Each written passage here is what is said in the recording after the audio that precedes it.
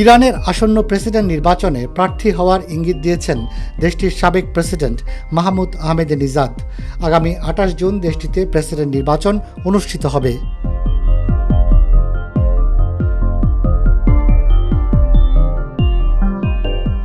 সাবেক president Mahmoud আহমেদিনেজাদ ঘোষণা করেছেন তিনি আসন্ন প্রেসিডেন্ট নির্বাচনে অংশ নেয়ার কথা ভাবছেন। আহমেদিনেজাদ সমর্থকদের পরিচালিত টেলিগ্রাম চ্যানেল গত শনিবার ভক্তদের উদ্দেশ্যে আহমেদিনেজাদের একটি ভিডিও পোস্ট করেছে।